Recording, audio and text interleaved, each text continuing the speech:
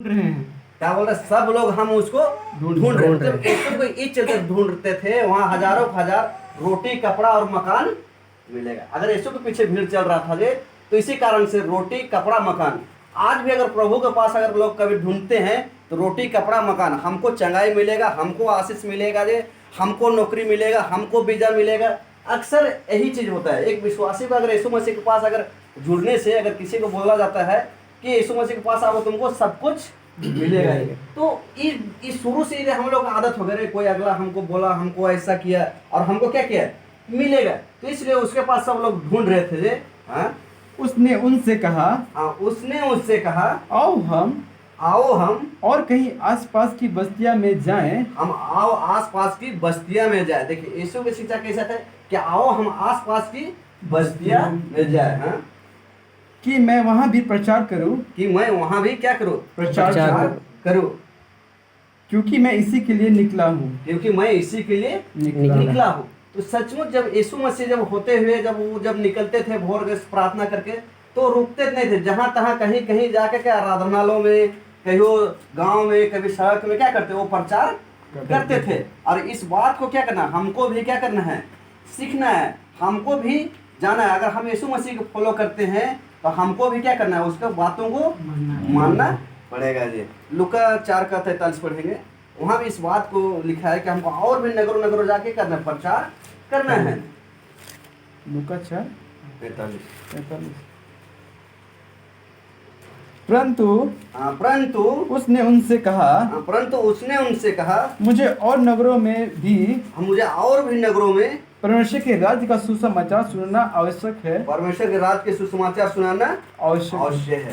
तो प्रियो भाई और बहनों, हमको भी क्या करना है, ये सुनाना आवश्यक है। यदि अगर हम उसको मानते हैं, हम उसका फॉलो करते हैं, तो हमका क्या करना है, उसका बात को मानना पड़ेगा, उसके आज्ञाओं को क्या करना है, मानना पड़ेगा। कि तुम जाओ बोला है और सारे जगत के लोग सुसमाचार प्रचार करो और पिता और पुत्र और पवित्र आत्मा के नाम से बपतिस्मा दो। तो लिखा है पिता, पुत्र, पवित्र आत्मा, हमको तीनों नाम से क्या कर, तीनों एक है, पिता, परमेश्वर और पुत्र तीनों एक है, मगर हमको उसके नाम से क्या करना है, बपतिस्मा देना है। ऐसा हमको क्या कि यीशु मसीह हमको आज्ञा दे, महान आज्ञा हम लोग पाते हैं। तो इस बात को क्या करना है, हमको भी करना है। इस बात को क्या करना है, हमको सीखना है, तब जाकर हम परमेश्वर के चेला बन सकते हैं। हालेलुया। आइए हम लोग गलाती के पुस्तक में हम लोग जाएंगे और वहां से हम लोग देखेंगे पवित्र आत्मा द्वारा संचालित। जब अगर हमारा अंदर पवित्र आत्मा आएगा तो कैसे संचालित करेगा, तो इस बात को हम देखेंगे। गलाती 5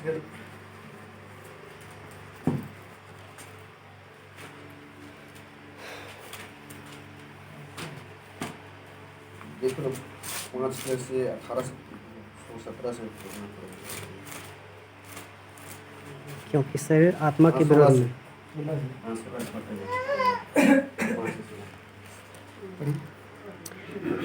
पर मैं कहता हूँ आत्मा के अनुसार चलो, तो तुम शरीर की लालसा किसी रीति से, पूरी ना करोगे। तो हम कैसे पढ़ेंगे, पर मैं कहता हूँ आत्मा के अनुसार चलो, तो तुम शरीर की लालसा किसी रीति से पूरा नहीं करोगे। अगर हम आत्मा से चलेंगे तो हम आत्मा की बात क्या करेंगे, मानेंगे, हम आत्मा की बात को जानेंगे। आगे, क्योंकि शरीर आत्मा के विरोध में, क्योंकि शरीर आत्मा के विरोध में और आत्मा शरीर के विरोध में, लालसा करता है। क्या कर, लालसा करता है। तो ये शरीर हम लोग का आत्मा, प्राण और शरीर क्या है, 3 चीज से बना हुआ है। हम इस शरीर को जिधर जैसा ढालेंगे हम वैसे हमको ढलेगा। अब हमारा ऐसा नहीं कि अगर हम पाप कर रहे हैं तो हमारे पीछे में आत्मा हमारे साथ में नहीं, क्योंकि आत्मा, शरीर, प्राण हमको क्या कर, तीनों साथ में ही चलता है। तो जब हम अगर गलत करते हैं, जिधर अगर शरीर के अनुसार चलते हैं, तो आत्मा भी हमारे पीछे पीछे क्या करता है, लगा हो, उसको झुकना पड़ता है। यदि अगर आत्मा का बात करते हैं तो शरीर को क्या करना है, झुकना पड़ता है। यदि अगर अभी जैसे अगर हम लोग यहाँ आत्मा के चलाए चल रहे हैं, तो हम यहाँ आए तो शरीर को भी क्या किया है, साथ में लेकर आया है। अगर हम गलत काम भी करें तो हमारे अंदर में पवित्र आत्मा है, वो हमारे साथ साथ में क्या करेगा, चलेगा। इस बात को हमको आत्मा और शरीर और प्राण तीनों साथ में है। तो अगर हम आत्मा के अनुसार करेंगे तो क्या करें, आत्मा के अनुसार क्या कहते हैं, हम जीवन भी काटेंगे जे, हम आत्मा के अनुसार आत्मा भी जीतेंगे जे। शरीर के अनुसार अगर मन लगाएंगे तो शरीर में भी ठीक रहेगा। आगे और ये एक दूसरे के विरोधी है, और एक दूसरे के विरोधी है। ये आत्मा और शरीर दोनों में पड़ता नहीं है, कि एक दूसरे के विरोधी है। आत्मा बोलता है कि तुम गलत काम मत करो और शरीर बोलता है तुम गलत काम करो। शरीर बोलता है कि तुम दारू पियो, आत्मा बोलता है दारू मत पियो। तो ये दोनों में पटरी नहीं खाता है। बोलता है भाई तुम गलत कर रहे है, तुम गलत कर रहे है। और पवित्र आत्मा ऐसा है कि हम अविश्वासी सबको कान मुंह फटका लगाता है। सब लोग जानता है गलत क्या है। कई बार हम लोग देखते हैं कुछ हो जाने से पहले हम लोग का आगाह कर देता है। कभी आप देखे होंगे कि कहीं रोड से जा रहे हैं गाड़ी उड़ी से और एक्सीडेंट होते होते बाल हम लोग बच जाते हैं। तब हम लोग क्या बोलते हैं, हमको तो ठीके लगत रहो रे कि वो गाड़ी में हम नहीं गए लियो अभी ने। ऐसा होता है कि नहीं होता? तो ये क्या है, ये हम लोग आगाह करता है। कभी कभी हम लोग ना पवित्र आत्मा बताता भी है गलत है, फिर भी नहीं करके ना जाए, हम लोग फंस जाते हैं। तो क्या बोलता है, हम तो जानत रहियो पहले से ऐसा की होतो कह के। तो ये ऐसी बोलता है, हम तो पहले से ये जानत रहियो कि ये घटना होए वाला हो के। तो मतलब ये पवित्र आत्मा हम लोग को गाइड करता है। और जब पवित्र आत्मा गाइड करता है तो हमको पवित्र आत्मा का आवाज को सुनना बहुत जरूरी है, क्योंकि हम लोग को शरीर भी आवाज देता है और पवित्र आत्मा भी आवाज देता है। पवित्र आत्मा कभी तो आपको गलत काम करने के लिए नहीं कहेगा। पवित्र आत्मा कभी नहीं बोलेगा कि तुम चोरी करो। पवित्र आत्मा कभी नहीं करो तुम व्यभिचार करो। पवित्र आत्मा कभी नहीं कहे झूठ बोलोगे। कभी कई बार हम लोग गलत करने के बाद ना जाए, हम लोग को हृदय जो है ना जैसे कुचड़ता है, क्या बोलता है, हमको ऐसा नहीं करना चाहिए था। मन में ऐसा लगता है कि नहीं लगता है?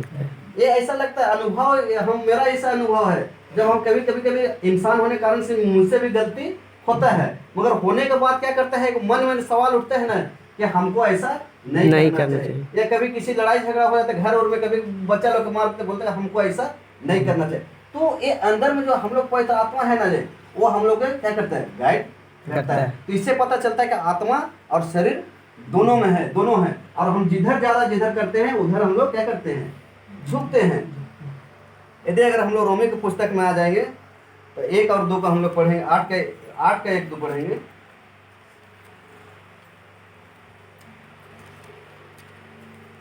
सो अब जो मसीह यीशु में है, हाँ, सो अब यीशु मसीह में है, उन पर दंड की आज्ञा नहीं, उन पर दंड की आज्ञा नहीं है। क्या है, जो यीशु मसीह में है उसका दंड की आज्ञा नहीं।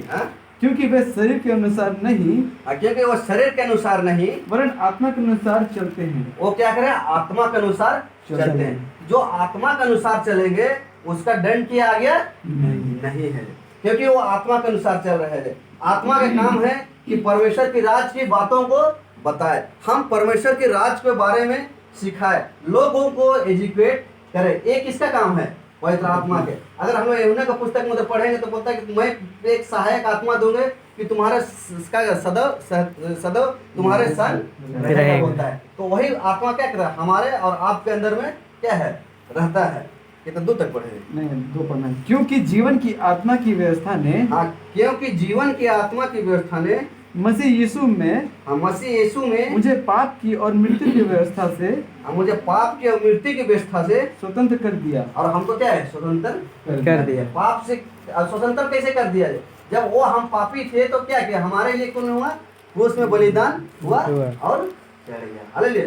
इस बात में क्या करता है हम लोग जानते हैं। हम लोग फिर ऐसे का 5-6 पढ़ेंगे, 5 से 6 7 8। क्योंकि शारीरिक व्यक्ति, हाँ, क्योंकि शारीरिक व्यक्ति शरीर की बातों पर मन लगाते हैं। शरीर के व्यक्ति में क्या है, मन लगाते हैं, परंतु आत्मिक व्यक्ति आत्मा की बातों पर मन लगाते हैं। वो आत्मा के बातों में मन लगाते हैं। जो शरीर के है वो क्या है, शरीर में क्या करते हैं, मन लगाते हैं। अब शरीर में मन कैसे लगाते हैं, उसका हमेशा क्या है, दूसरों के ऊपर में चिंता। आज क्या खाएंगे, क्या पिएंगे, क्या करेंगे, नहीं करेंगे, झूठ बोलेंगे, क्या करेंगे, लड़ाई झगड़ा, उसका हमेशा मतलब क्या बोलते हैं, क्रोध विरोध वाला क्या करते हैं, वो उसके जीवन में रहते हैं। तो इस बात को क्या करते हैं हम लोग जानते हैं। इसलिए शरीर के मन शरीर में लगाता है। जो आत्मिक व्यक्ति है वो आत्मा में मन लगाते हैं। आत्मा में कैसे मन लगाएगा, कह रहे आज हमको बाजार में अगर कहीं मौका मिल गया तो हम यीशु मसीह के कैसे गवाही देंगे जे, हम यीशु मसीह के जीवन के बारे में कैसे बताएंगे जे, उन लोगों को गलत कर रहा है तो हम उसको झूठ बोलने से कैसे रोकेंगे। ये क्या है, आत्मा की बातें होती है।